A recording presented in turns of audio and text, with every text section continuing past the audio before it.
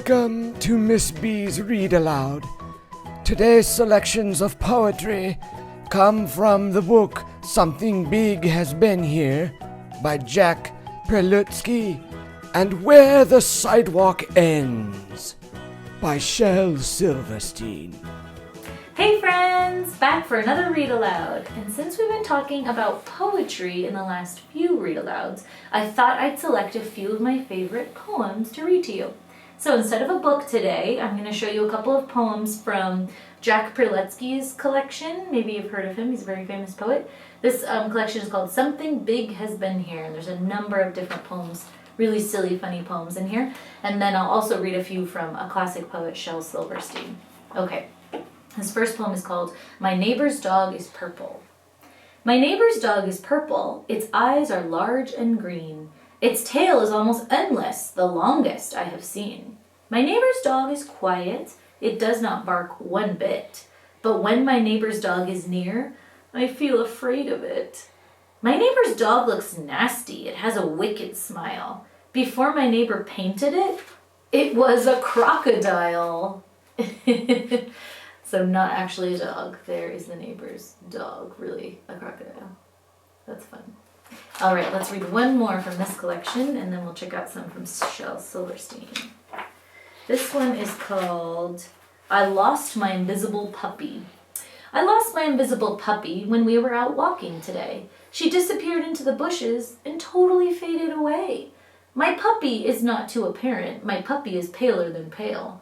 She tends to not draw much attention. She wags an invisible tail.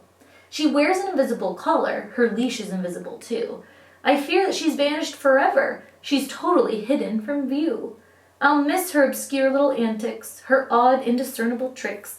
She chased inconspicuous crickets. She fetched undetectable sticks. My poor imperceptible puppy is probably still in the park. Perhaps, if I pay close attention, I'll hear her inaudible bark. That's a fun one too. All right, now let's check out a few from Shel Silverstein. And this collection, this is a well-loved book, is called Where the Sidewalk Ends. Maybe you've heard some Shel Silverstein poems. I had a hard time picking my favorites here, so let's start with this one. Sarah Cynthia Sylvia Stout would not take the garbage out. Here we go. Sarah Cynthia Sylvia Stout would not take the garbage out. She'd scour the pots and scrape the pans, candy the yams and spice the hams, and though her daddy would scream and shout, she simply would not take the garbage out. And so it piled up to the ceilings, coffee grounds, potato peelings, brown bananas, rotten peas, chunks of sour cottage cheese. It filled the can, it covered the floor, it cracked the window and blocked the door with bacon rinds and chicken bones, drippy ends of ice cream cones, prune pits, peach pits, orange peel, gloppy glumps of cold oatmeal, pizza crusts and withered greens, soggy beans and tangerines, crusts of black-burned buttered toast, grizzly bits of beefy roast.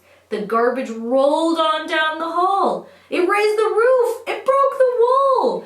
Greasy napkins, cookie crumbs, glods of gooey bubblegum, cellophane from green bologna, rubbery, blubbery macaroni, peanut butter caked and dry, curdled milk and crusts of pie, moldy melons, dried up mustard, eggshells mixed with lemon custard, cold French fries and rancid meat, yellow lumps of cream of wheat. At last, the garbage reached so high that it finally touched the sky. And all the neighbors moved away, and none of their friends would come to play. And finally, Sarah Cynthia Sylvia Stout said, "Okay, I'll take the garbage out." But then, of course, it was too late. The garbage reached across the state from New York to the Golden Gate, and there, in the garbage she did hate, poor Sarah met an awful fate that I cannot right now relate because the hour is much too late. But children, remember Sarah Stout and always take the garbage out. All right, let's read one more from Shel Silverstein and then I'll leave you to creating your own poems. Okay, this one's called Boa Constrictor. Boa Constrictor. Oh, I'm being eaten by a boa constrictor, a boa constrictor, a boa constrictor. I'm being eaten by a boa constrictor, and I don't like it one bit. Well, what do you know? It's nibbling my toe. Oh gee, it's up to my knee. Oh my, it's up to my thigh. Oh fiddle, it's up to my middle. Oh heck, it's up to my neck. Oh dread, it's up. You can see how that one ends. All right, thanks for listening to these fun and silly poems. Do your best to try out a poem yourself. Remember, poems can be rhyming or not. You have the freedom to make it your own. Be creative. Bye, friends.